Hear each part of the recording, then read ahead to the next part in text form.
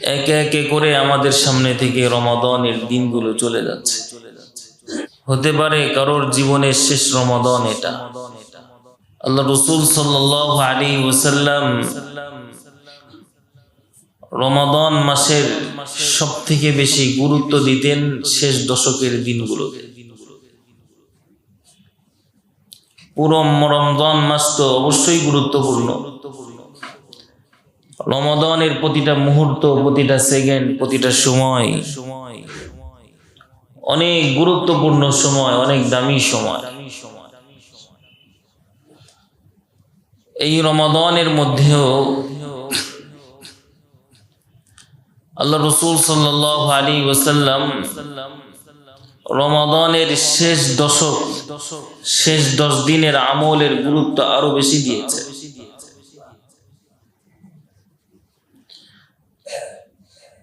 হাদিস শরীফের মধ্যে আল্লাহ রাসূল সাল্লাল্লাহু আলাইহি ওয়াসাল্লাম বলেন যে রমাদান মাসের শেষ দশকে আল্লাহ রাসূল সাল্লাল্লাহু আলাইহি ওয়াসাল্লাম মাজায় কোমরে গামছা বেঁধে নেমে পড়তেন আল্লাহ পাকের ইবাদতের জন্য, বন্দেগীর জন্য। যেমন কৃষকরা তার কোমরে গামছা বাঁধে কিনা, কেন বাঁধে? যাতে করে সে কাজ ভালোভাবে করতে পারে। আল্লাহ রাসূল সাল্লাল্লাহু আলাইহি ওয়াসাল্লাম রমাদানের শেষ দশকে তিনি ইবাদত বন্দেগীর মধ্যে এত বেশি মশগুল থাকতেন যে আল্লাহ রাসূল সাল্লাল্লাহু আলাইহি ওয়াসাল্লাম জীবনে কখনোই তিনি ইতিকাফ ছাড়েন নাই। জীবনে কখনো কি করেন নাই? ইতিকাফ ছাড়েন নাই। এমনকি আল্লাহ রাসূল সাল্লাল্লাহু আলাইহি ওয়াসাল্লাম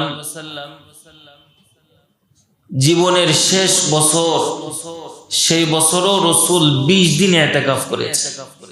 সুবহানাল্লাহ। কতদিন ইতিকাফ করেছেন? 20 দিন ইতিকাফ। এমনও রমাদান মাস গিয়েছে আল্লাহ রাসূল সাল্লাল্লাহু আলাইহি ওয়াসাল্লাম পুরো রমাদান মাস তিনি ইতিকাফ করেছেন।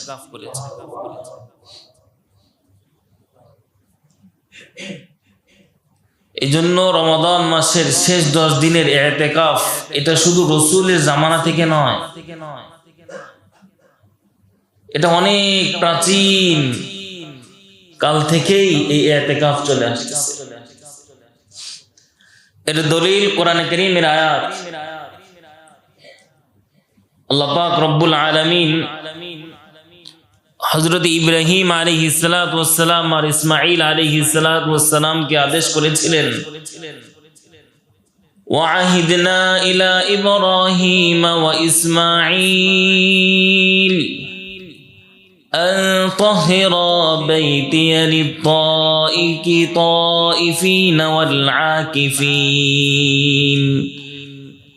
والعاكفين والركع السجود। আল্লাহ পাক রব্বুল আলামিন হযরত ইব্রাহিম আলাইহিস সালাতু ওয়াস সালাম এবং হযরত ইসমাঈল আলাইহিস সালাতু ওয়াস সালাম কে আদেশ করেছিলেন যে হে ইব্রাহিম এবং ইসমাঈল, তোমরা আমার ঘরকে ইতিকাফকারীদের জন্য পবিত্র রাখো। সুবহানাল্লাহ। সিজদাকারীদের জন্য আমার ঘরকে পবিত্র রাখো। তাহলে এই ইতিকাফ হযরত ইব্রাহিম আলাইহিস সালামের জামানা থেকে চলে আসছে। ইতিকাফ অর্থ হলো অবস্থান করা। কার জন্য আপনি অবস্থান করবেন? কোথায় অবস্থান করবেন? আল্লাহর সন্তুষ্টির জন্য। কার সন্তুষ্টি? আল্লাহর সন্তুষ্টির জন্য আল্লাহর ঘরেই অবস্থান করা, আল্লাহর নৈকট্য অর্জন করার জন্য। দুনিয়ার অন্য কোন রাজা বাদশার ঘরে ইতিকাফ হবে না, আল্লাহর ঘরে বসতে হবে।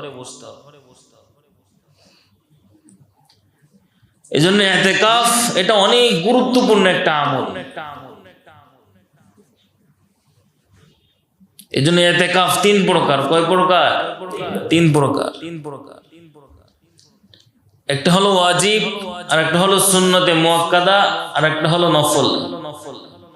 ওয়াজিব ইতিকাফ হলো আপনি যদি কোনো মান্যত করে থাকেন যে আমার এই কাজ পূর্ণ হলে আমি একদিন ইতিকাফ করব, আপনার কাজটাও পূর্ণ হয়ে গিয়েছে, ইতিকাফ আপনার জন্য ওয়াজিব হয়ে গেছে। এটা হলো ওয়াজিব ইতিকাফ। সুন্নতে মুআক্কাদা ইতিকাফ হলো রমাদানের শেষ দশকের ইতিকাফ। আর অন্য সময় যে কোনো সময় আপনি নফল ইতিকাফ রাখতে পারেন, একদিনের জন্য রাখতে পারেন। রমাদানের যে কোনো শেষ দশকের যে কোনো একদিন আপনি নফল ইতিকাফ রাখতে পারেন। তো সুন্নতে মুআক্কাদা হলো শেষ দশক, শেষ 10 দিন ইতিকাফ করা। আল্লাহ রাসূল সাল্লাল্লাহু আলাইহি ওয়াসাল্লাম জীবনে কখনোই তিনি ইতিকাফ ছাড়েন নাই। ইতিকাফ কি করেন নাই? ছাড়েন নাই। আমরা রাসূলকে ভালোবাসি, আমরা মুখে বলি, আমরা কি রাসূলকে ভালোবাসি, মহব্বত করি। রাসূলের হুকুম আহকাম আমরা পরিপূর্ণভাবে মেনে চলি। যে কাজ রাসূল জীবনে কখনোই ছাড়েন নাই। আমাদের অনেক নবী প্রেমিক আছে, আল্লাহ প্রেমিক আছে, মুসলমান ভাইরা আছে, যে কাজ নবী কখনোই ছাড়েন নাই সেই কাজ সে আল্লাহর বান্দা কখনোই করেন নাই। আছে কি নাই? আমি আর আপনি তো বলি নবীকে ভালোবাসি, যে কাজটা রাসূল কখনোই ছাড়েন নাই, এমনকি 10 দিনের জায়গায় তিনি 20 দিন করেছেন। পুরো রমাদান মাস তিনি ইতিকাফ করেছেন। কিন্তু আমরা আল্লাহকে ভালোবাসি, রাসূলকে ভালোবাসি, এটা আমরা বলি মুখে, কিন্তু যে কাজ রাসূল কখনোই ছাড়েন নাই সেই কাজ আমি কখনোই করি নাই। এমন আল্লাহর বান্দা আছে কি নাই? আছে। কম না বেশি? কথা বলেন, কম না বেশি?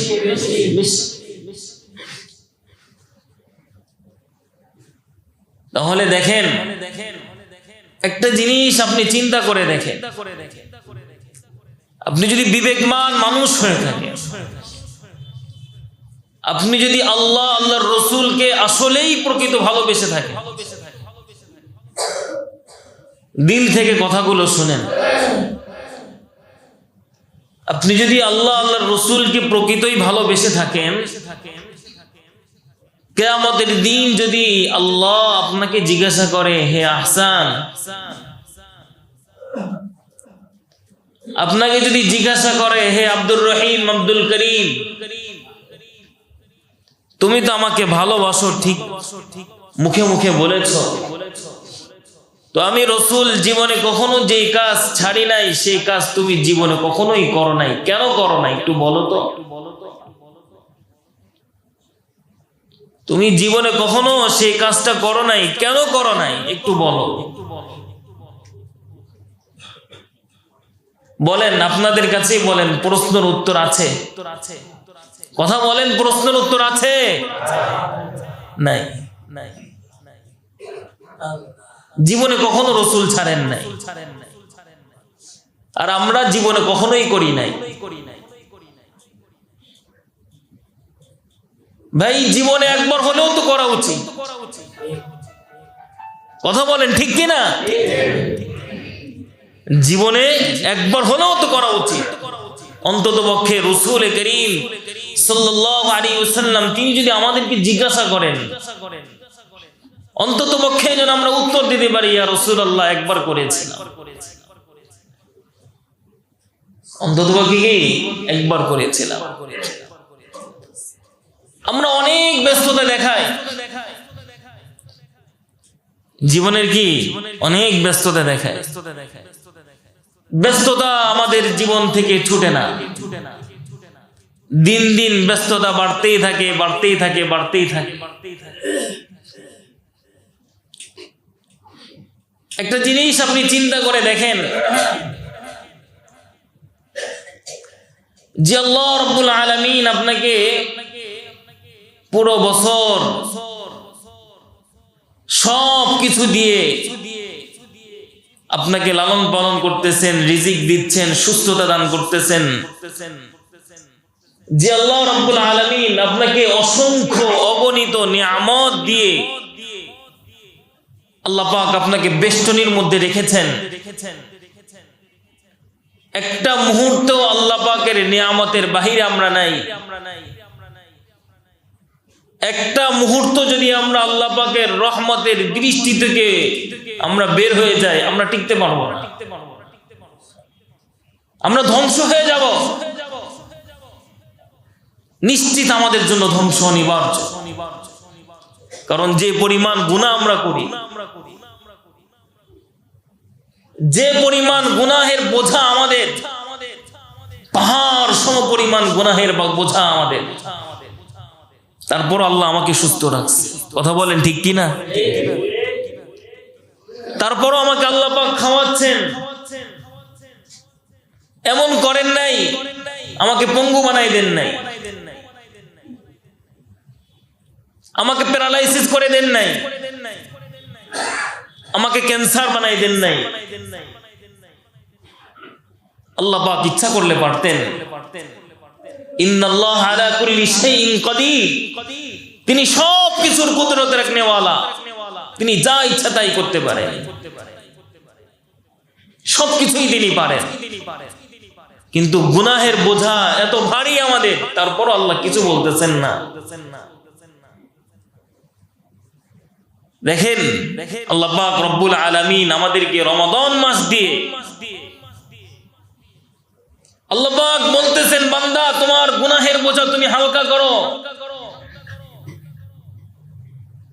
এই গুনাহের বোঝা নিয়ে আমার কাছে আসিও না,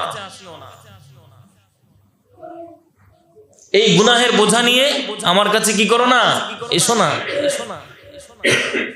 আল্লাহ পাক বলেন, ইয়া আইয়ুহাল্লাযীনা আমানুত্তাকুল্লাহ হাক্কা তুকাতিহি ওয়া লা তামুতুন্না ইল্লা ওয়া আনতুম মুসলিমুন।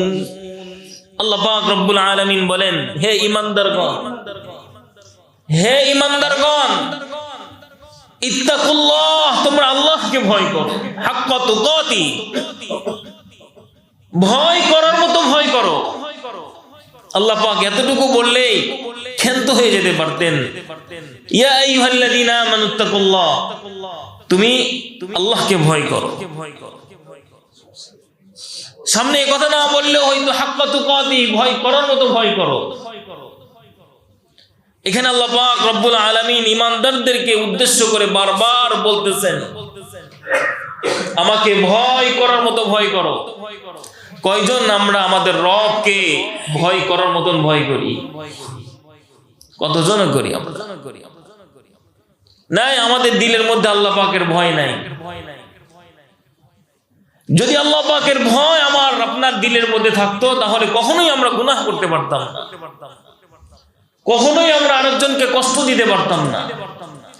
যদি আল্লাহর ভয় আমার আপনার দিলের মধ্যে থাকতো, কখনো দুনিয়ার পিছনে আমরা ছুটতাম না। কথা বলেন ঠিক কিনা? কিন্তু আল্লাহ বলেছেন, হে ঈমানদারগণ, তোমরা আল্লাহকে ভয় করার মতো ভয় করো। ওয়ালা তামুতুন্না ইল্লা ওয়া আনতুম মুসলিমুন।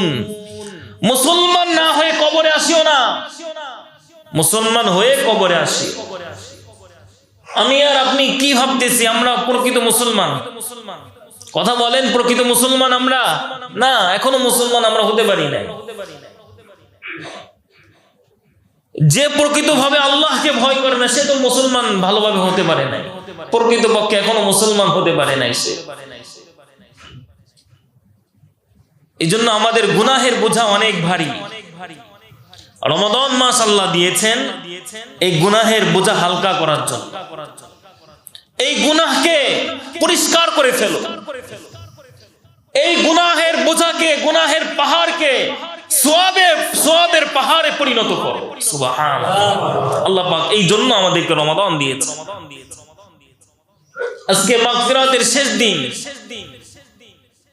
রহমতের 10 দিন চলে গেল, মাগফিরাতের 10 দিনও শেষ হয়ে গেল।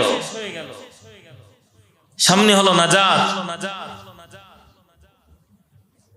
এই নাজাতের দিনগুলোতেও যদি নাজাত না পাই, আমি আর আপনি কি ভাবতেছি বছরের অন্য কোন নাজাতের দিনে আমি নাজাত পাবো? নাজাতের দিনগুলোতেও যদি নাজাত না পাই, বছরের অন্য কোন দিন আছে যেই দিন আমি নাজাত পাবো? আল্লাহ পাক বলতেছেন, বান্দা আমি তোরে মাফ করব, আমি তোরে নাজাত দিব। আপনি আমি নাজাত নিতে চাচ্ছি না। আল্লাহ তুমি আমাদের সকলকে বুঝার তৌফিক দান করো, আমিন। আমার কথা কি আপনারা বুঝতেছেন? আল্লাহ তুমি আমাদের সবাইকে মাফ করে দাও, আমিন। আজকে মাগফিরাতের শেষ দিন,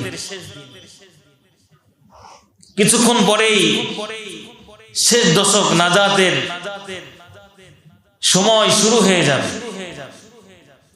ইতিকাফকারীরা ইতিকাফে বসে যাবে। যারা আল্লাহকে ভালোবাসে, রাসূলকে ভালোবাসে, যে কাজ রাসূল কখনো ছাড়েন নাই, সে কাজ কখনো আমি করি নাই, এটা যেন কখনোই না হয়। আমিও ছাড়বো না। আমার রাসূল করেছে, আমিও করব। এটাই হলো ভালোবাসা। এটাই কি ভালোবাসা? আল্লাহ আমাদের সকলকে বুঝার তৌফিক দান করুক, আমিন। ইতিকাফ যারা করে তাদের তিনটা ফজিলত। কয়টা ফজিলত? তিনটা ফজিলত। এক নম্বর ফজিলত তো হলো, ইতিকাফকারী যতক্ষণ মসজিদে থাকবে, মানে সবসময় তো মসজিদেই থাকে, 24 ঘন্টা অনবরত তার জন্য সওয়াব লিখতে থাকে। সুবহানাল্লাহ। 24 ঘন্টা অনবরত তার জন্য কি লিখতে থাকে? সওয়াব লিখতে থাকে। আপনি ঘুমিয়ে আছেন, সওয়াব চলতেছে। আপনি ইতিকাফে আছেন, টয়লেটে গিয়েছেন, সওয়াব চলতেছে। আপনি সেহরি খাচ্ছেন, ইফতারি খাচ্ছেন, রাতে কোনো নাস্তা করতেছেন, সওয়াব চলতেছে। অনবরত সওয়াব লিখতে থাকে। 2 নাম্বার ফজিলত হলো, সে শবে কদর পেয়ে যায়। সে কি পেয়ে যায়? শবে কদর পেয়ে যায়। যে শবে কদরের উপরে আল্লাহ পাক রব্বুল আলামিন একটা সূরাই নাজিল করেছেন, সূরাতুল কদর। এটা এমন একটা রজনী, যে রজনীতে আমি আল্লাহ কোরআন নাজিল করেছি। ইন্না আনজালনাহু ফি লাইলাতিল কদর। আমি এই রজনীতেই লৌহে মাহফুজ থেকে দুনিয়ার আসমানে আমি কোরআন নাজিল করেছি। এরপরে আল্লাহ পাক রব্বুল আলামিন রাসূলের 23 বছরের জীবনের যখন যেটার প্রয়োজন, সেই অনুপাতেই কোরআন নাজিল হয়েছে।